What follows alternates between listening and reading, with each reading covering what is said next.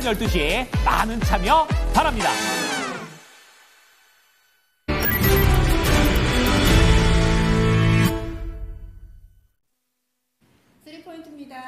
오늘 함께해 주실 분 미르경제연구소의 정태근 이사입니다. 안녕하세요. 네, 반갑습니다. 예, 세 가지 포인트를 어떻게 잡으셨을까요? 첫 번째부터 보겠습니다. 오늘의 첫 번째 포인트 실적입니다. HD 현대일렉트릭 2025년 실적 추정 치하향 KB증권에서 이렇게 레포트를 내놨는데 네. 오늘 아침에 이 여러모로 또 LS일렉트릭도 증권사의 레포트가 상당히 좀 많이 나오기도 했었죠. 그리고 장중에 현대일렉트릭 실적이 나왔습니다. 다소 좀 부진하다라는 평가와 함께 현재 급락세가 나오고 있습니다. 데이터 먼저 전해드리면은요. 1분기 영업이익은 2,182억 원으로 전년 대비 70% 정도 늘어난 수치입니다. 네. 하지만 주가가 현재 8%가량의 급락세를 띠고 있습니다. 실적 예상치 이거 약간 좀 상회한 거 아닌가요? 근데 오늘 이렇게 또 급락하기도 하고 전력기기 전반으로 어떻게 봐야 될까요? 전력기기 전반적인 부분은 예전에 말씀을 드린 대로 그대로 유지를 해야 될 것 같아요. 그러니까 결론부터 말씀을 드리면 자, 지난 4분기로 한번 가보도록 할게요. 그게 1월 20일이거든요. 1월 20일 날 장중에 4%가량 상승을 하다가 실적 발표를 하고 난 이후에, 그러니까 작년 4분기하고 연간 실적입니다. 실적 발표를 하고 난 뒤에 고점 대비 12% 밀리게 되면서 마이너스 8.6%로 마무리가 돼버렸거든요. 공교롭게도 그 뒤부터 쭉 주가 계속 하락을 했어요. 하락했는데 제가 굳이 작년 4분기 실적에 대해서 왜 말씀드리냐면은 자, 작년 4분기 실적 아마 많은 전문가들이 실적 잘 나왔다, 예상치 미치지 못했지만 잘 나왔다 얘기를 분명히 했을 겁니다.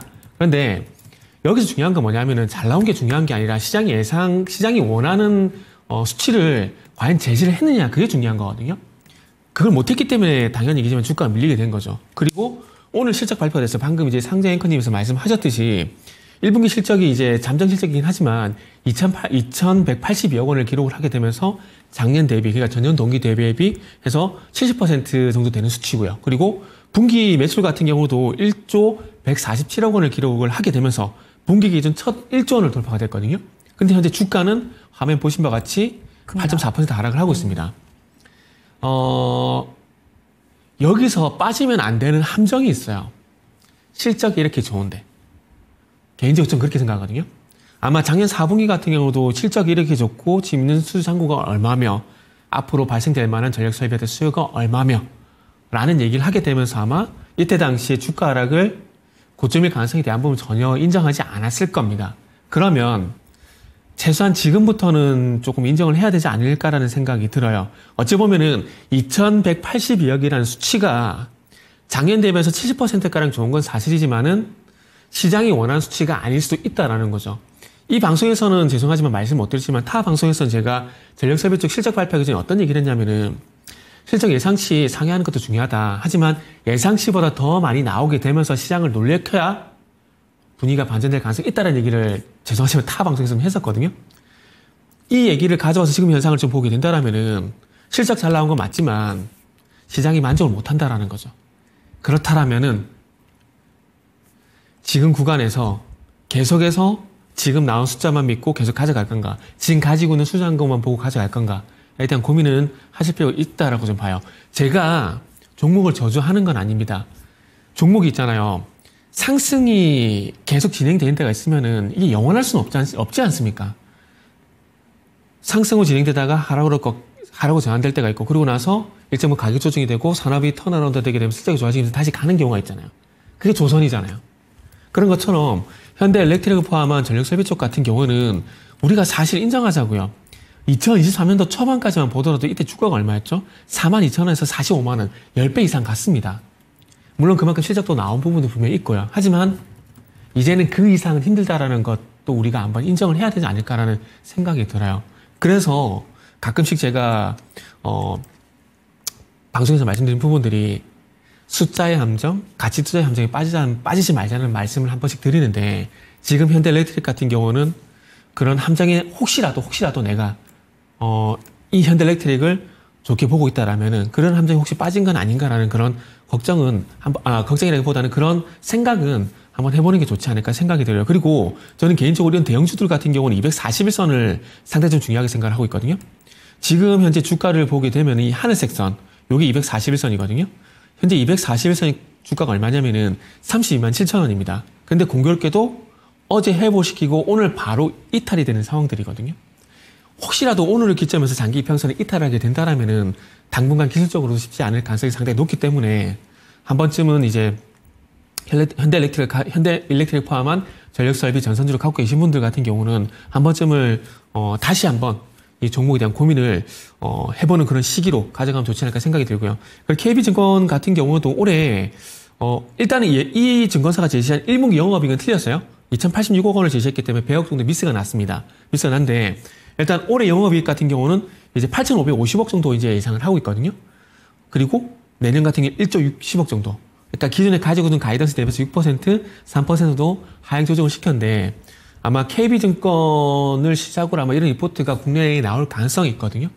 이럴 때는 저도 증권사 리포트를 다 신뢰하는 건 아니에요. 그런데 지금 시점에서 만약에 좀 부정적인 리포트가 나오게 된다라면은 그런 것들은 좀 꼼꼼하게 보실 필요가 있다라는 말씀을 좀 드리면서 전력설비 쪽 같은 경우는 다시 한번 리뷰를 좀 해보셨으면 좋겠다라는 말씀을 드리도록 할게요. 보니까 네. 1월 20일 날 그날 급락하고 그 다음 날에 저희가 똑같이 이 시간에 3포인트로 HD 현대 일렉트릭을 다뤘습니다. 네. 그리고 4분기 실적 그때도 이렇게 미스 나고 주가 급락 나오고 지금 똑같이 두 번째 반복되는 데자뷰 같은 네네. 그런 느낌을 많이 받게 되는데 그러면 조금 바꿔서 그때와 네네. 지금이 다른 점은 무엇일까? 그때는 앞서서 주가가 한껏 많이 오르다가 네, 그렇죠. 미스가 돼서 그리고 나서 주가가 그 실적 부진을 이미 3개월 내내 반영을 네네네. 해서 현재는 그 고점 대비는 많이 하락한 수준에서 그렇죠? 네, 맞아요. 다시 한번 약간의 좀 실망감을 낼 수 있는 그런 숫자가 나온 건데 네네. 그렇다면 여기서 계단식으로 한 번 더 하락할 것인가 아니면은 이미 실적 부진에 어느 정도 반영이 됐으니 주가가 앞서 보여준 3개월과는 네네. 조금은 다른 퍼포먼스를 보여줄 것인가에 대한 의견은요? 거기에 대한 대답은 이렇게 할게요. 만약에 작년 4분기 그리고 올해 1분기 실적이 꺾이는 출발점이다 예, 라고 시장에서 만약에 판단하게 된다면 더 밀리죠. 그렇죠. 예. 지금은 그런 걸 경계해야 되겠죠. 대답이 안 되나요? 그런 걸 경계. 그러면 여기서 네. 주가가 더 하락할 수도 있다라는 이제 저는 실적이 좀 꺾이는 초입으로 보시는 거세요? 네, 저는 그게 좀 걱정이 돼요, 사실.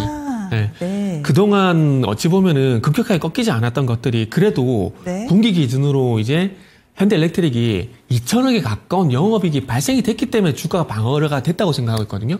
그런데 2천억이 넘는 영업이익이 나왔음에도 불구하고 주가가 이런 반응을 나오게 된다라면은 기간 조정이 아니라 가격 조정이 나올 가능성도 염두에 두는 건 좋지 않을까요? 네. 네, 알겠습니다. 그리고 그에 앞서서 네네. LS 일렉트릭도 실적 나왔는데 네네. 비슷한 시각으로 보시는 거죠? 그죠? 실적 나왔는데 지금 오늘도 그렇고 어제도 그렇고 좋은 반응은 안 나오고 있지 않습니까? 맞아요. 그렇게 예. 본다면은 비슷한 맥락에서 보시는 게 맞는 것 같아요. 예, 알겠습니다. 그래서 전력 설비 관련해서는 네네. 다소 좀 조심할 필요가 있지 않을까 이렇게 의견 제시해드렸고요. 다음 두 번째 포인트 넘어가겠습니다. 두 번째로 봐야 될 포인트는 오늘 핫한 정책 관련된 종목군 가운데서 네네. 지구의 날을 맞이해 이 친환경 정책이 대거 나왔습니다. 시장에 미치는 파급력도 대단하고요. 네네. 사실 친환경이라고 하면은 아마 뭐 여든 야든 이견이 없을 만한 그런 네네. 내용이기 때문에 더욱더 주목받지 않나 싶습니다. 그렇다면 일시적일까? 계속 갈까? 그리고 친환경 정책도 여러 가지가 나와서 그쵸. 좀 더 연속성이 있거나 네네. 근거가 있는 탄탄한 그런 종목군들을 골라봐야 될 것 같아요. 네, 맞습니다. 이게 결국에는 대선 테마이기 때문에 리스크 말씀하신 것처럼 리스크 관리를 안 할 수가 없습니다.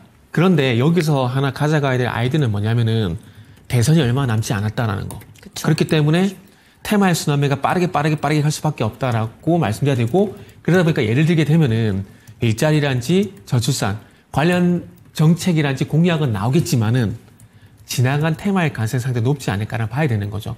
지금 방금 앵커님께서 말씀하셨듯이 여든 야든 공통으로 제시될 만한 정책들이 계속 나오는 상황들이거든요. 그래서 첫 번째 스타트를 끄는 게 일자리하고 아시다시피 저출산입니다. 그러면 그 바톤을 이어받아 가지고 이제는 AI 관련 정책들 그리고 지금을 예를 들게 되면은 이 친환경 관련 정책들이 계속해서 나오고 있잖아요. 그러면 그쪽으로 옮겨가는 쪽으로 계속해서 빠르게 올라탈 수밖에 없는 상황이라서 말씀드리도록 할게요. 제가 일단 화면 좀 보여주세요. 제가 그 기사 제목을 보고 어떻게 대응할 건가에 대한 부분들을 한번 제시를 한번 해보도록 하겠습니다. 언론사고 광고 다 지웠으니까 이거 보여도 되죠? 예, 예. 제가 언론사하고 광고는 다 없앴어요. 없는데, 자, 여기서 보세요. 2040년까지 석탄 발전 폐쇄, 탈플라스틱 로드맵 수립. 요 기사만 보고도 우리는 준비를 해야 됩니다. 어떤 준비를 해야 되느냐. 자, 석탄 발전 폐쇄 이런 얘기를 하게 되면 또 탈탄소 얘기를 분명히 할 겁니다. 맞아요. 그런 얘기가 나오게 되면서 오늘 잘 아시다시피 그린 케미칼. 자, 그린 케미칼 오늘 상한가입니다. 그린 케미칼. 그리고 에코바이오. 자, 요쪽 상한가 났거든요. 자, 제가 지난 시간에 일단 앵커님 있었기 때문에 거짓말 못합니다. 제가 온실가스라든지 다음 AI라든지 이런 것들에서 다음 순환매에 대한 대비를 분명히 해야 된다고 말씀드리면서 그린 케미칼하고 에코바이오 분명히 말씀드렸어요. 이건 제가 거짓말 할 수 없습니다. 방송에 있기 때문에 말씀드렸잖아요. 그러면 이제 상승이 나왔기 때문에 지금 따라잡는 것도 중요하겠지만은 앞으로는 이 시세가 끝날 가능성에 대한 부분을 염두에 둬야 되거든요. 그러면 방금 보여드린 기사에서 참고하게 되면은 탈플라스틱 쪽으로 빨리 옮겨가야 돼요.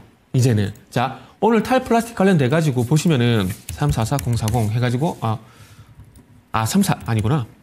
종목을 알려주세요. 네. 세림 BNG. 세림. 자, 보시면 화면에 상한가 들어갔잖아요. 네. 자, 상한가 들어갔고요. 그리고 삼육물산 014970. 자, 상한가 들어갔죠. 그리고 진영 285800. 상한가 들어갔죠. 그리고 한국패키지 037230. 자, 상한가 들어갔죠. 자, 제가 이거 왜 보냐면은, 상한가 들어갔는데 어떻게 하란 말이냐. 자, 앞에 나왔던 에코파이어런지 그린 케미칼 예를 들어 볼게요. 자, 이후에 상한가가 발생되고 난 다음에 충분히 들어갈 수 있는 조정 구간을 줍니까? 안 줍니까? 주죠. 그러면 제가 아까 기사에서 보여드렸듯이 이제는 그 탈탄소 같은 경우는 끝자락의 가능성이 있기 때문에 그쪽은 이제 보낸 식으로 대응을 하게 되고 앞으로는 다음 탈플라스틱을 다음 순환매에 대한 대응을 이제 준비를 해 나가야 된다라는 거죠. 그러다 보니까 지금 이런 종목들, 세림 BNG 같은 종목들이 상한가에 들어갔지만은 그럼에도 불구하고 리스트업을 하시고 이후에 조정을 기다려야 된다라는 거죠. 무슨 말인지 이해되시죠? 그래서 네. 세림 BNG 같은 경우는 친환경 생분해 플램을 제조를 하고 있고 그리고 친환경 관련된 사업을 진행하고 있다 보니까 지금 부각이 되고 있는 거고요. 그리고 삼육물산 같은 경우는 자회사 SR 테크노팩이라는 회사가 있는데 이 회사가 친환경 포장 소재 미국 FDA 인증을 과거에 받았습니다. 그래서 그런 부분들 때문에 일단은 부각이 된다라고 보시면 될 것 같고요. 그리고 다음은 진영인데 진영 같은 경우는 친환경 데코 시트 있잖아요. 요거를 제조를 하고 있는데 그것뿐만 아니라 친환경 활동 방향을 통해 가지고 리사이클이란지 바이오 제품 개발이란지 탄소 중립에 맞춰 실천을 하고 있거든요. 그래서 그런 이슈 때문에 일단 상한가에 간 겁니다. 다 이유가 있어요. 그리고 마지막 한국 패키지. 요거는 좀 이유가 좀 황당할 수가 있는데 플라스틱을 이 우유팩 만드는 회사거든요. 플라스틱을 대체하는 종이팩 수요가 증가할 거란 그 이유 때문에 현재 상한가에 진입이 된 상황입니다. 그래서 제가 봤을 때는 세림 BNG라든지 그리고 삼육물산 쪽으로 이제 리스트업을 압축을 하시는 게 아마 제가 더 좋지 않을까라고 생각이 됩니다. 제가 급등주 추격 매수하라고 제가 종용을 하는 건 절대 아닙니다. 지금 시장에서는 어쨌든 시장을 주도하는 게 정책 테마입니다. 그러면 만약에 지금 시장을 쉴 게 아니라면 그쪽을 볼 수밖에 없는데 그쪽을 본다라면은 무리하게 오늘 만약에 장중에 삼육물산 세림 BNG를 잡은 게 아니라면은 이후에 조정을 기다렸다가 다음 순환매를 기다리는 전략을 가져가라는 거죠. 그런데 만약에 상지건설처럼 계속 상가에 가게 된다. 그러면 하실 이유가 없어요. 대신에 방금 보여드린 그린 케미칼이라든지 에코바이오라든지 이런 종목처럼 상승 이후에 충분한 조정을 주게 된다라면은 그 조정을 위해서 매수를 하게 된다라면 나한테 기회가 온다라는 거죠. 저희가 테마에서 하지 말라고 하는 이유가 뭐냐면은 뒤늦게 추격 매수를 하기 때문에 하지 말라고 말씀드리는 겁니다. 그러나 만약에 상승 초입 구간에 잡게 된다라면은 그런 말씀드릴 필요가 없는 것들이죠. 상승 초입 구간 같은 경우는 손절가 짧게 잡고 바로 따라잡으면 되는 겁니다. 그것만 잘 하셔도 돼요. 제가 아마 이 시간을 통해서도 아이스크림 에듀라는 종목도 한번 말씀드린 기억이 있는데 자 보세요. 제가 그거 아마 요 4월 8일 전후로 말씀드린 걸로 기억을 하고 있는데 자 이런 급등주 제가 왜 말씀드리겠습니까? 상승 초입 구간 같은 경우는 상대로 리스크가 작다라는 거죠. 그렇기 때문에 앞으로도 꼭 명심하시고 들어갈 거면요. 들어갈 걸 할 때 그때 들어가세요. 들어갈 걸 한 3번 하게 되면 그때가 고점이 되는 건 상당히 많거든요. 경험상. 그렇기 때문에 그런 거 좀 명심하시고 테마는 항상 상승 초입 구간에 공략을 한다. 그리고 상지건설처럼 계속 가는 것들은 그냥 보내세요. 내 게 아니라고 생각하십시오. 대신에 그린 케미칼, 에코바이오처럼 충분히 조정을 주는 것들은 순환매에 대응이 충분히 가능하니까 그런 것들은 그래도 한번 해볼 만하다라고 말씀드리도록 하겠습니다. 그런데 거래 네. 동반은 급등이 한 번 나오고 나서 다음번 조정에 들어가서 네네. 2차 상승을 노리자라는 말씀이신 거잖아요. 네, 그렇죠. 그런데 1차 상승으로 끝나는 경우는 없어요? 지금 제가 자신있게 순환매를 말씀드린 건 뭐냐면은, 네. 지난 시간에 제가 한번 언급을 드렸지만은, 저출산이란지, 일자리란지, 그리고 오늘 온실가스 같은 경우 지난주 기억나잖아요. 온실가스 같은 경우 순환매 기다리자고. 그러니까 테마들이 한 번에 끝이 나는 게 아니라, 한 번 순환매가. 쉬었다가 다시 순환매에서 재상승이 나오는 게, 이 지금 시장의 어떤 기술적 그 트렌드? 네. 그런 거다 보니까 충분히 승산이 있는 전략이다 보니까 제가 그렇게 말씀을 드린다라고 이해를 하시면 될 것 같습니다. 네, 그린 케미칼하고요. 네네. 오늘 뭐 상한가 기록하고 있는 세린비엔즈나 이런 종목의 차트를 비교하고 설명을 해주시니까 네네. 더 와닿습니다. 한번 상한가 갔다고 이 종목은 내 종목 아니야라고 생각하시지 마시고요. 첫 번째 상한가는 그 다음 조정을 이용해서 따라 네네. 들어갈 수 있는 그런 용기도 필요하다. 두 번, 세 번째 확인하고 들어가면 됐다라는 시각입니다. 이 정책주들도 잘 이 흐름을 타주신다면은 충분히 좀 수익 낼 수 있는 방법에 대한 이야기였습니다. 다음 마지막 포인트 넘어가 보겠습니다. 마지막으로는 미국 얘기를 해볼게요. 네. 최근 들어서 태양광주들 계속 양호한 흐름을 보여주고 있는데 이 친환경 트렌드인가 했더니 또 뉴스가 하나 나왔습니다. 앞서서 우리나라 태양광 관련된 이 몇몇 제품에 대해서 관세부가 면제 리스트에 들어갔다라는 소식이 1차 호재였고요. 네네. 오늘 나온 내용은 이 동남아 4개국에서 생산하는 태양광 셀과 패널 등에 대해서 반덤핑 관세, 이 고유 관세를 부과하겠다라는 내용입니다. 따라서 우리 태양광 산업이 이 반사이익을 보지 않을까라는 기대인데 태양광도 한참 안 봤는데 요즘에 호재가 계속 드문드문 나오더라고요. 네, 그렇죠. 이게 또 이제 화두가 우리가 두 번째 투포인트에서 얘기 나눴듯이 또 친환경이 또 이슈가 되다 보니까 또 이쪽으로 이제 매기가 좀 들어가는 것 같아요. 그리고 사실 지금 하나솔루션이 대장 역할을 하고 있잖아요. 네. 근데 지금 잘 아셔야 될 게 셀 제품이든지 이런 것들 같은 경우는 관세 면제 품목이 맞아요. 그런데 태양광 모듈은 아직 아닙니다. 품목 관세 면제 적용이 아직 안 됐어요. 그래서 저도 좀 궁금한 게 OCI는 웨이퍼랑 폴리실리콘 그쵸, 그쵸, 이쪽이라서 이해가 됐는데 초반에 그날도 OCI가 먼저 갔다가 하나솔루션이 나중에 갔잖아요. 그러니까. 근데 하나솔루션은 아니지 않나요? 그렇죠. 그러니까 방금 그래서. 말씀드렸듯이 아직 품목 관세 적용이 안 됐어요. 근데 그런데- 주가가 가요. 그러니까 이게 주식이 어려운 게 이런 거예요. 어려워요. 지금 상황에서 보게 되면은 OCI 홀딩스가 가는 게 정상인 거거든요. 거기다가 이제 그런 거 관세 면제 품목뿐만 아니라 거기에 플러스 해가지고 이제 미국 쪽 사업도 이제 확장할 계획이에요. 이제 계획이고 그런 측면에서 이제 기대가 되는 부분은 OCI 홀딩스인데 하나솔루션이 주가 간단 말이죠. 근데 이걸 우리가 거슬려야 될까요? 그래서 저는 제가 네. 모르는 뭔가가 있는 줄 알았어요. 아니, 없어요. 항상 시장이 정밀적인 분석과 그리고 이성적으로 가는 건 아니에요. 그래서 제가 아까 말씀드린 게 숫자의 함정, 가치도의 함정. 현대리텍 같은 경우는 앞으로 뭐 수장권한지 그리고 엘레바마 공장 내년에 돌아가는 그런 거 다 계산해 보게 되면은 주가 빠지면 안 돼요. 근데 주가 안 가잖아요. 그죠? 그게 어찌 보면 정의적 분석의 어떤 미스라고 볼 수 있는 거거든요. 그런데 이거는 또 반대로 하나솔루션 같은 경우는 지금 이거 잘 보세요. 방금 말씀하신 것처럼 품목관세 아직 허가 안 났어요. 거기다가 지금 중요한 것은 석유화학이란지 태양광이 적자가 나고 있고요. 그리고 이 태양광 계열사들에서 미국이나 유럽 계열사들에서 채무 보증을 하고 있거든요. 그와 관련돼 가지고 지금 발생되고 있는 부재 상당해요. 주가가 가면 안 되거든요. 근데 중요한 건 시장이 픽을 했다라는 겁니다. 그렇기 때문에 우리는 그거에 대해서 반기를 들 필요가 없어요. 그러니까 시장이 순응을 할 수밖에 없다라는 거죠. 무슨 말인지 이해되시죠? 그래서 가끔씩은 정말 내가 알고 있는 어떤 그런 지식과는 맞지 않는 현상이 나올 때가 있습니다. 근데 그럴 때는 어쨌든 시장이 결정을 하는 거거든요. 순응하면 된다. 네, 그래서 순응을 하는 게 맞는 거죠. 그리고 이제 여기서 끝이 내면 안 됩니다. 태양광 얘기가 나왔으니까 다음은 뭐가 나올까요? 풍력. 그렇죠. 네. 그래서 오늘 풍력이 움직여요. 움직이더라고요. 동국 SNC나 뭐 그쵸. 유니슨 이쪽으로. 금양 그린파워. 네. 그리고 그냥 그린파워는 상가 이미 가버렸네요. 그리고 SK 이터닉스. 그리고 이터닉스도 지금 17% 상승이거든요. 대명에너지. 자, 대명에너지 13%. 그러니까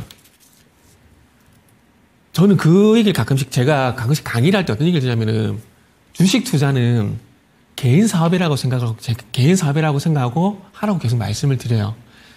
무슨 말이냐면은 만약에 내가 그러니까 주식은 무형의 사업이거든요. 근데 개인 사업은 유형의 사업이잖아요. 내가 만약에 가게를 열었는데 손님이 하나도 없고 팔에 계속 날리면 그냥 가만히 있을 겁니까? 그건 아니잖아요. 주식도 마찬가지거든요.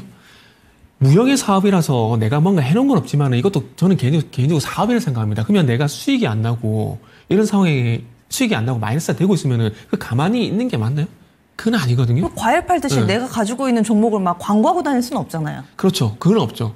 근데 최소한 내가 조금 음식점 예를 들게 되면은 만약에 손님이 없다. 그러면 내가 만들고 있는 음식이 왜 맛이 없는지 연구를 해봐야 되지 않을까요? 네. 그런 개념인 거죠. 내가 왜 지금 수익이 안 나지? 예. 가장 큰 이유는 저는 딱 이거라고 봐요.